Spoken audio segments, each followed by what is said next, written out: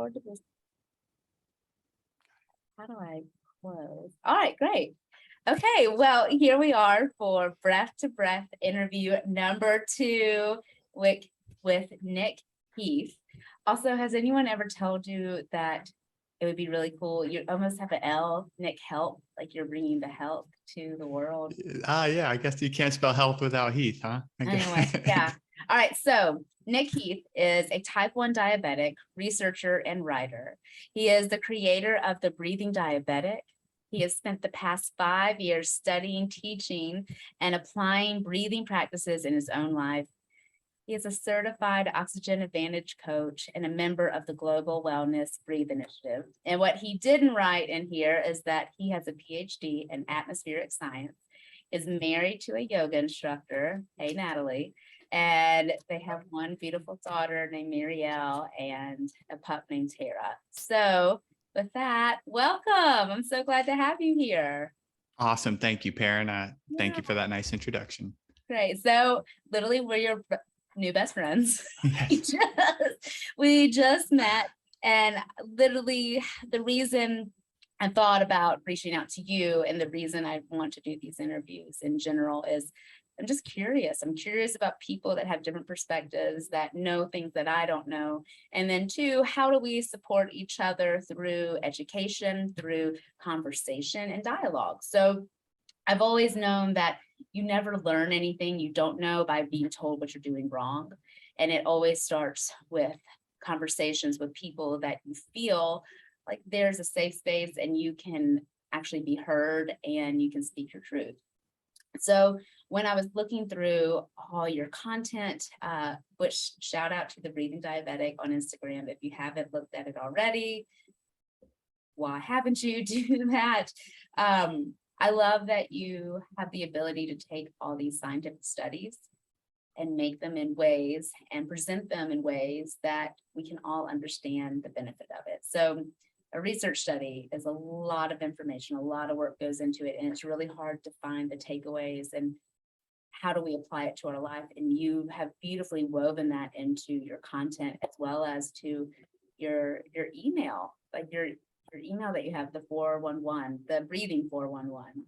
And so for that, I knew I wanted to talk to you more.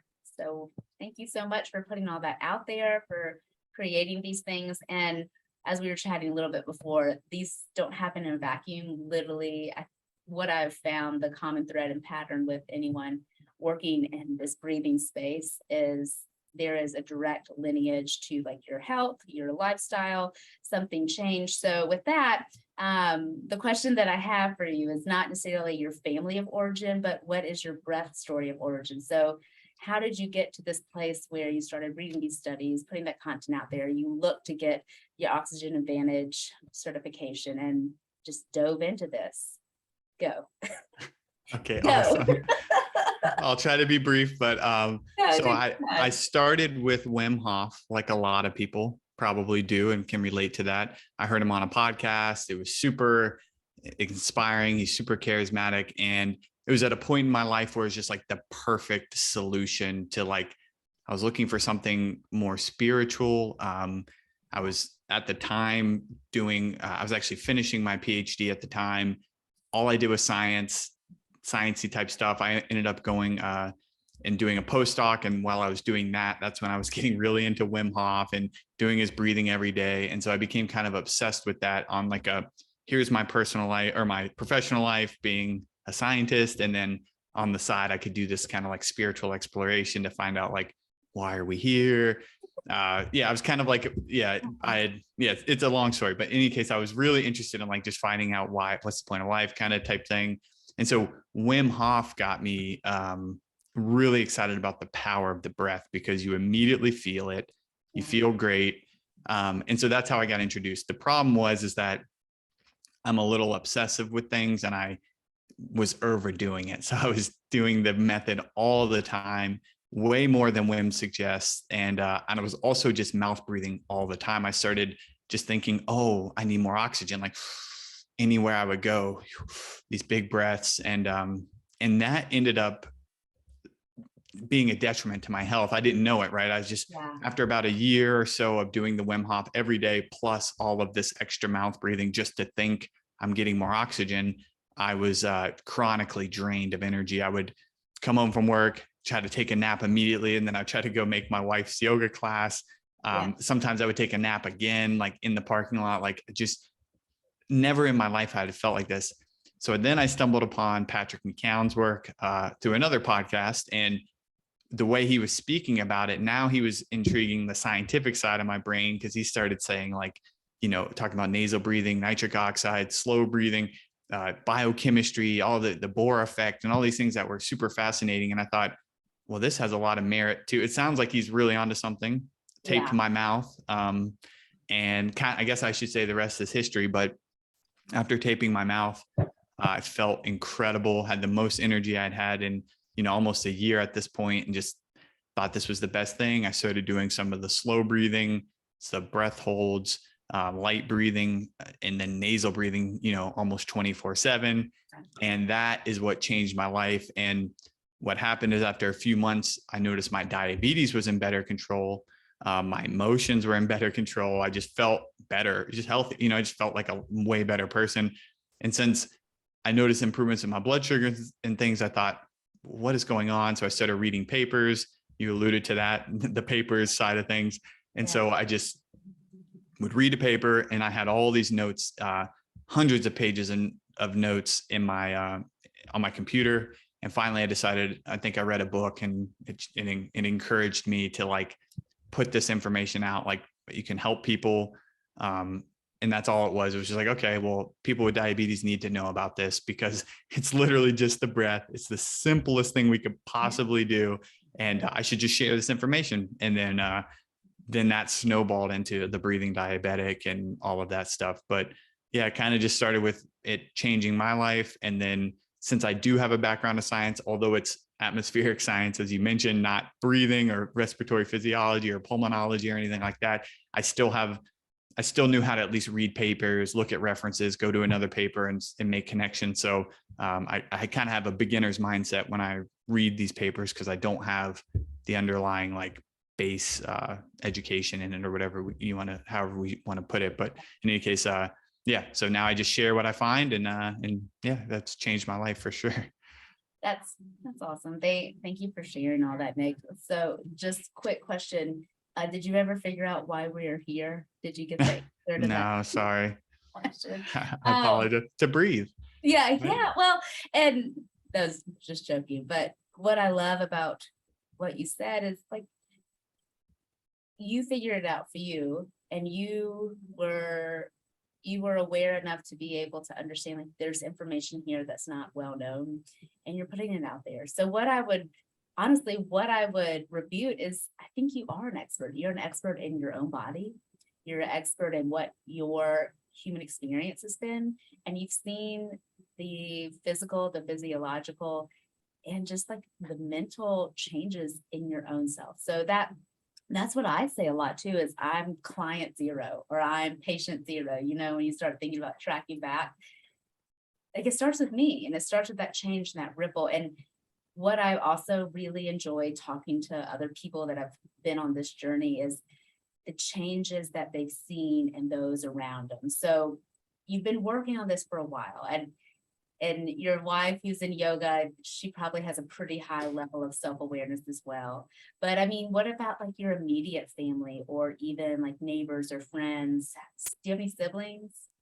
Yeah, I do. Yeah. I have a sister who passed away, which is how the journey into the spiritual side became. And then an older brother too, who we're still, you know, best friends. What's your late sister's name? Michelle. Well, yeah.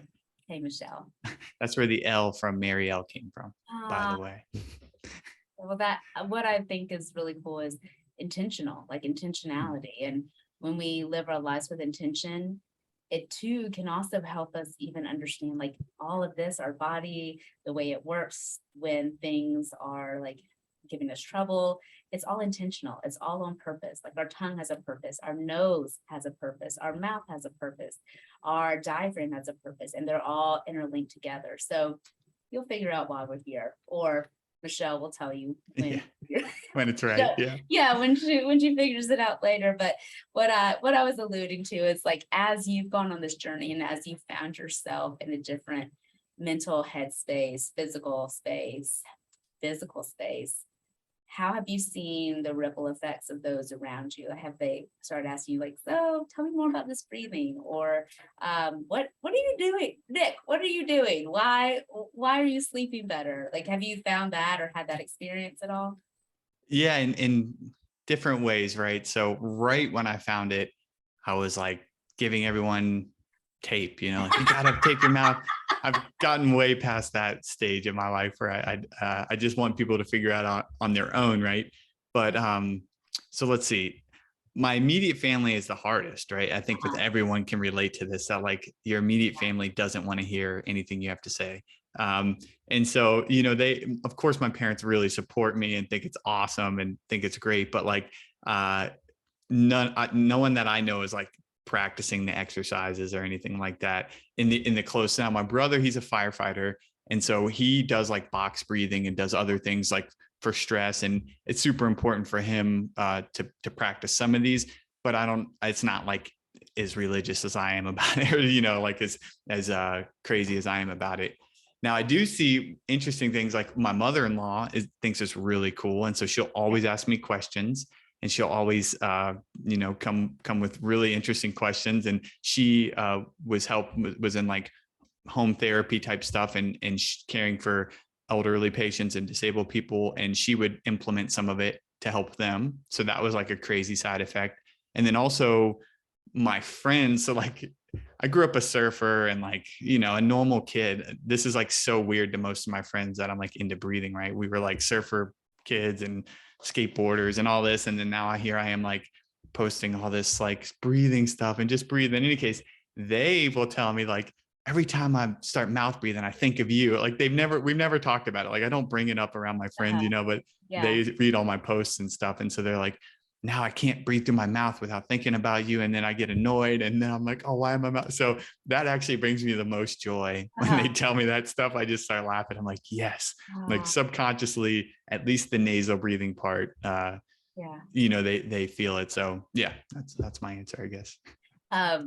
No, I similar experience. I have lots of friends that are like, I saw this child mouth breathing and I immediately thought they need to see you, or they, but actually, to tell you the truth, probably the most rewarding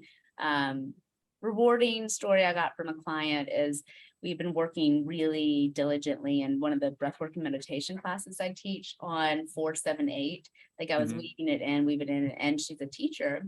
She knows who she is. She's a teacher, and they went overseas, and one of the students had a panic attack, and she was able to use 4-7-8 with the student in the moment of doing it. And that's what I think is truly like the takeaway, is like these patterns. So it's not one breathing exercise that's going to completely change you. It is, what is the pattern of your breath? It's not one time putting your tongue up that's going to change like your airway. It's where do you habitually rest your tongue? It's not one time keeping your mouth closed at night, but how do you habitually sleep every single night? And all these things weave together. And what I really think is truly impactful is every time you practice, you're giving your body a plan. And every time you repeat it, you make it stronger. You're building stronger neural pathways. You also too alluded to joy. And so I have this thought in my head. I really just have been looking for someone to bounce ideas off of it with. But what I think is really cool is think about epigenetics. So basically how our body can change. And I go back all the time to knowing like our body wants to be healthy. Our body wants us to breathe well and effectively. And when you mouth breathe, as you experience, and myself from my background just of living as a mouth breather, you don't sleep well. And if you don't sleep well, you don't grow well. You lack resilience, like you get tired, all these things. But then you start to change those. You start breathing through your nose, you start getting the nitric oxide, you start getting the deep, slow breaths, slowing down your breathing patterns, getting better sleep, starting to feel more clear. And that to me is the epigenetics, how like you can have this set of genes and they can be changed based on the environment around them. And what I've really kind of been toying with is, I think when you breathe slowly and deeply, that's how you reach the parasympathetic. And if we can start to introduce more parasympathetic, but also just higher heart rate variability. So like, it's not that we're not going to have highs and we won't have lows, but like, can we start to shorten that gap, or at least be aware of what's happening so we don't get chronically stuck in low or high. But as we increase parasympathetic, deep breathing, nasal breathing, overall health of our airway, how that then invites joy, and then the epigenetics of joy, the epigenetics of the deep breath. And I just think there's something there, and I don't know what it is, but I'm kind of recruiting you as a understander of science and research studies. How do we test this? Like, what are your thoughts? And is there a way that we could even prove anything like that? Or is this just something for me to think about later? Well, so there's actually a lot of stuff there that's really good, but so joy itself, right, is subjective. What I find joyful might not be what you find joyful. So to me, that's fine though. Like that's okay. There's some commonalities and things we could probably look at, but what's interesting, so you mentioned epigenetics. So we do know that like when you induce the relaxation response, which is what Herbert Benson discovered, I think in the 70s, a Harvard trained doctor. So when we slow down our breath, or when we meditate, or anything that basically puts us into this really calm hypometabolic state where our heart rate lowers, our oxygen consumption lowers, our blood pressure lowers, and we feel calm. It's the parasympathetic, activation. That does actually change gene expression. So there are studies showing that it actually like turns on genes associated that are anti-inflammatory, turns off inflammatory genes and things like that. So then you'd have to make the connection, which we know that like inflammation is highly associated with like depression and depressive thoughts. So if you're actually turning off inflammation by doing these practices, you could be turning off, the expression of different symptoms of anxiety and stress and depression. Of course, I like to be very cautious, right? We can't say we'll just cure everything. And I try to be grounded, but nothing cures everything. Exactly. Right. So I don't want to come across, but there's definitely like a lot of science to that side of it. We also know that like when you do some sort of like meditation or focus, you can also quiet down the amygdala, which is like kind of the fear center or whatever. And that's going to allow you to experience more joy, right? Like if you're not fearful of your environment, it's going to be easier to experience the joy of it.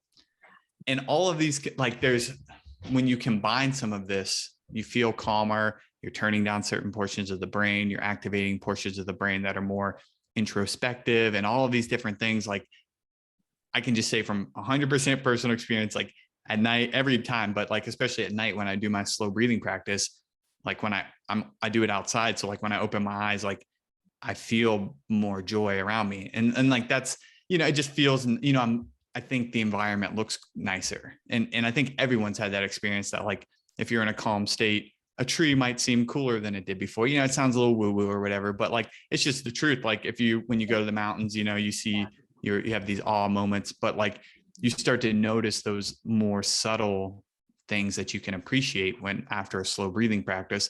It's transient. Like I still get upset. I don't go around like, oh, everything's beautiful. It's like it, but like you definitely flip the switch into experiencing more joy. And then I guess the final piece of that is that like we know that our internal state is how we, or I guess I should say our internal environment is how we relate to our external environment, right? Yes. Two people in a different mind state will see the same exact event in a different way. And so by breathing slowly, you change your internal environment to this parasympathetic calm state, and then you're going to interpret your external environment in a more appreciative way, in a more joyful way. So I love that idea. That's my off the cuff addition to what you've said. And I think there's a lot to it, but yeah, that's a really neat thought. We can chew on that later, but you had a lot of really good points there. And I love that you brought up the amygdala. So I heard this somewhere. I cannot remember where it was. I can't remember where I read it. But so the amygdala, that's where like our fears and anxieties live. And that's what you were just saying too, correct? Yeah. And I'm not 100%. That's Yeah. the general consensus, but yeah, there could be nuance to that. Could be a certain portion, there's a lot of nuance. So I don't want to but that's the general thought. We'll say ish, air quotes, everything. Yeah. Okay. Amygdala, anxieties, worries, home. So I've also heard that amygdala is where our centers for counting are housed. So if this is true, and we're not very good multitaskers, that's why the counting of the breaths, whether it's inhale to 4, hold for 7, exhale to 8, or the box breathing, inhale 4, hold 4, exhale 4, hold 4, that our brain literally can't do both. So if we are like focusing on the counting of the breath, then it's harder for us to give our attention to the anxieties and the worries, because that amygdala is already doing one job. And what feels true to me is, like, as I'm teaching these exercises in classes, I can tell when like my to-do list pops up, and if I'm not being very present, because I mess up. And then I'm like, and back to the breath, we will start over again. I just was curious, have you ever heard that before, about the counting and the worries, and that being the center for both, and we can only do one at a time? Yes. I think it was in Heart, Breath, Mind by Dr. Leah Lagos. Amazing book. I feel like it's a must read if you're into breathing stuff. So I want to say, but again, I read a lot of books, so I don't want to like misquote, but I want to say that she specifically has you count the breath for that reason. Like, she doesn't want you to use a timer at the beginning. It could have been, it's either that one or the happiness track. And because I read both of those back to back, and they both talk about the power of the breath and fear centers. But I think it was Dr. Leah Lagos who, at least at the beginning, has you start without the timer so that you count for that reason. And it also makes a lot of sense. Like, when if I wake up at night, sometimes I count my breaths because that helps me fall back to sleep. And so that would make sense if they're in the same location. I thought it just gave me something to focus on, but if it also turns off the fear center, or dampens it or whatever it might be, that makes a lot of sense. Yeah. Well, thank you. Okay, so I need to order the Heart, Breath, Mind, and the happiness track. The happiness track. Yeah. Emma Sapala and in the happiness track, it's just like one, I mean, the whole book's phenomenal, but there's one chapter like specifically on breathing, which is amazing. And yeah, it's so good. It's like the best chapter on breathing. When are we starting our book club? Yeah, right. Let's do it. Well, I was going to say, I actually have bought this and I haven't even opened it yet. I saw that you posted about the book Breathtaking. I'm going to the beach next week, and this is going to be going with me. But I was going to ask you like your top favorite books that just by your reaction, this is a good one. Yes, that's a phenomenal one. So the first like 4 or 5 chapters of that book are like mind-blowingly good. Then it gets deep into like pulmonary stuff, which I found as a nerd really fascinating, but I could see how like the lay reader might be like, this is too far down the rabbit hole for some of the lung problems. But there's a chapter on the voice. Obviously you'll appreciate that. I thought was phenomenal. Yeah. So anyway, yeah, I love that book. Oh, good. Okay. And then I've got 2 new ones to get: Heart, Breath, Mind, the happiness track. And then also I'll give you one more: Biofeedback and Mindfulness in Everyday Life, if you're a breath nerd. Sorry. Biofeedback in Everyday Life. Biofeedback and Mindfulness in Everyday Life. And that's Inna Kazan, Dr. Inna Kazan. Another phenomenal breath book. Sorry. Okay, I'll stop. No, don't be sorry. I was literally, that was my question. I was like, what other books do I add to my list? And I just wish I could consume them faster than I'm able to, or I need a better bookshelf. I one of those. And then of course there's a book, Breath by James Nestor. And I was gonna say, he's a surfer too. So maybe surfers and breathing have more in common than we thought. Moving on, just to last one questions that I had for you is, what do you feel has been the most impactful study? Like, so as you're going across all these studies and you're reading them, was there one that you're like, oh, this is like really, really big. This is super impactful. It doesn't have to be one, it could be 2 or 3, or even like a genre. But I was just curious, like after you're reading through all these, which which ones like really stood out to you as like, this is something of significance? Oh yeah. So this is a really good question. Okay. So the first one, and this is a personal one, so I have to frame it that way, but it was published in Nature, right? So one of the most prestigious journals on the planet. I think it's one of the top 3, if I remember correctly. And it was Nature Scientific Reports 2017. And it was a study on type 1 diabetics. I'm a type 1 diabetic. And what they showed is that 2 minutes of slow breathing at 6 breaths per minute could improve, basically reverse autonomic dysfunction. So they had controls, or here, I'll do it here. Here were the controls. They were non-diabetic. They took their heart rate variability and their baroreflex sensitivity, another marker of like cardio autonomic function. And then they took diabetics and they were down here.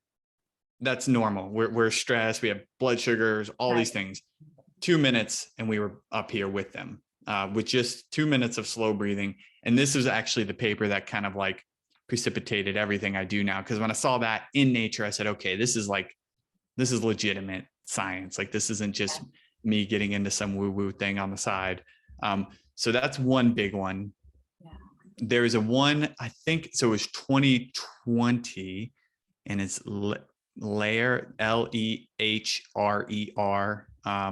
And this was a meta-analysis and systematic review, I believe, of slow breathing. And basically what they looked at is like everything. I think the headline I used for it was like, slow breathing basically helps everything. And essentially what they did is they found that like across X number of studies, I can't remember how many, but it was, a significant amount, that slow breathing at around 6 breaths per minute helped essentially everything. It was like blood pressure, of course, and creativity, like artistic skill, like all of these different things. And it was like, wait, what? Like just from slow breathing?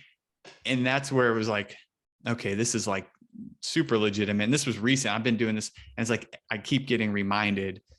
There's one more, I'll say 3, and it's basically the same thing. I should come up with a different topic, but let's see. I'll say this one. There's 2021, a paper on slow breathing for chronic disease specifically, which to me, obviously they didn't mention diabetes, but they, chronic conditions. And essentially what they looked at, so they found that it helped inflammation, anxiety, depression, blood pressure, all of these different things across, again, like, 15 or 20 studies or however many they had that met their criteria. And so those are my favorite studies. If I can get like a meta-analysis or a systematic review where they pool all of the research and they try to find like, what are the general similarities we see here? Are they statistically significant and all these different things? I don't understand all of the statistics behind it, but it's essentially like among thousands of people now, I think there's like 1,100 people in the chronic disease one. Here are the similar, across all these people who are all a little different, who all respond differently. They all seemed, there was still a significant change in this or that, sleep, or, so it's super powerful stuff. And those are the reviews that like, it just reminds you like how powerful all of this is. You must have the mind of like a steel trap, like you remembering dates and the these are the significant ones though, right? Like, no, no, seriously. And also my dog just joined us. So great. I love dogs. This is really cool. And I honestly, I should have asked you at the beginning too, how are you doing with your diabetes? Like, since you've gone on this journey, and it sounds like 2017, that first article was really like the ignition that like put it together. So do you feel, well, share only what you want to, but just from person to person, like, how are you doing? Good. Yeah. So, I still, I still have ups and downs. I don't want to act like I'm some guru who's figured out diabetes, right? But the biggest impact for me is how I handle diabetes now. Like, when I do have ups and downs, having more resiliency to them, like being able to, instead of like, okay, I still get annoyed sometimes, right? There's just certain things with diabetes that I'm like, what is going on with my body? Where like, it just doesn't make sense. But I'm quicker to like say, okay, what should I do? Like, I can't change it. Like, this is my blood sugar value. What is the next step? Right. Yeah. And this one's, it's hard to put this into words. Let's see if I can frame it correctly. It's essentially that, like, not even breathing related anymore. It's like if I have something I'm dealing with where I'm like, what is going on with my blood sugars or my sleep or something, like, I now feel empowered. I'm like, oh, I know there are tools out there, even if it's not the breath, right? The breath has taught me that, like, there's a lot of things we can do ourselves rather than just like saying I'm a victim and I have diabetes and my life sucks now. Like, they're like, no, it does suck, but there are things I can do now. Let me change this. Like, not just jump to like, oh, I suck now. It's like, oh, I sucked this month or this week, but I bet it was this. Like, I bet I've been eating too many of this in the morning. This makes sense. So it's these intangibles that are like life-changing that I try to put across. Like, I have a little breathing for diabetes class, and it's like, that's where it's really going to help you. Is like, it's not like it did significantly help my blood sugars and things like that, but like, even if that goes off charts, or if you mess up, that's fine. Like, you still have a tool now that's going to give you this change in mindset. And that's where I think it's most powerful, if that makes sense. Oh, it makes total sense. And I just want to be like, mic drop. That's everything. And it honestly, it goes back to what you were saying earlier. It's like, you've just completely shifted and changed your internal environment. And I really advocate on us becoming stronger from the inside out, not from the outside in. Like, our strength comes from within, and our breath is the one thing that we absolutely have always control over. I also had a random thought earlier, like, attention bias. So like, when you're thinking about buying a car, all you can see is that specific car. I thought of like intention bias, like when you start to change your intentions, when you start to change your internal environment, that's why the tree looks prettier. That's why you feel more empowered. It's like, you literally are biased towards this intention. And when your intention is helping you versus hindering you, like, anything's possible. Yeah. Amazing. Yeah. And that's super true, right? You start noticing the positive. Like, you notice a car, like, you start noticing things that have always been there, but now you're in a frame of mind to see the positive. Yeah. So that's a beautiful way of putting it. Well, thank you. I like that. Put that down. All right. Last question, then I'll let you go. Please tell me your nighttime breathing routine. You're going outside, you're looking at trees. Okay. Also, you're in Florida, so I'm thinking the weather probably is really nice at night. Yeah. It's a little muggy. Oh. Okay. Anyway, nighttime breathing routine. I want to hear this. Okay. So it changes some every now and then. So I hate, like, I'll give you what it is right now and then more of the generals. But so I usually start with like this weird laying down thing where my knees are at a 90-degree angle. It's something I learned from Pete Agaskew's book, Pain Free. Okay. It's just like, I do that for 3 minutes, laying down with basically your legs on a couch. My legs are on a couch, if that makes sense. So they're like, my knees are at a 90-degree angle.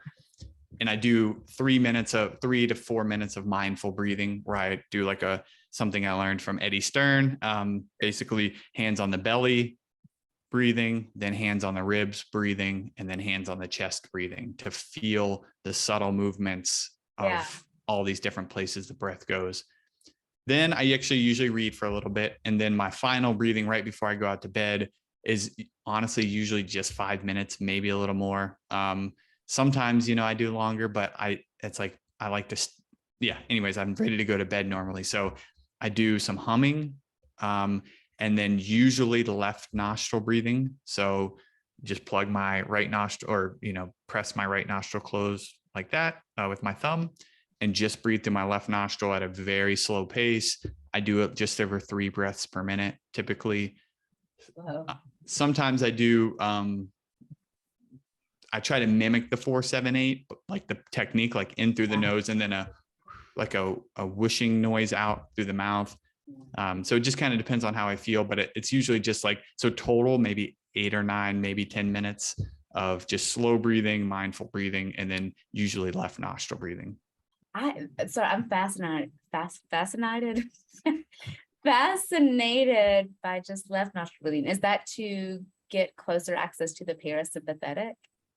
So it's so the ancient yogis discovered that the left nostril was more associated with calm, introspective states, whereas the right was more stimulating. Yeah. And now research, super prestigious Nature articles and things have shown that in general, this is correct.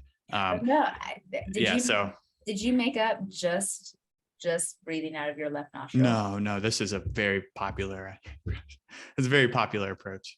No, I'm similar, or I'm familiar with, our breath cycles and being able to like get an idea if you're more in sympathetic. So sympathetic being more associated to the right, parasympathetic being associated more to the left. But man, yeah, let's just go straight to the source. Yeah.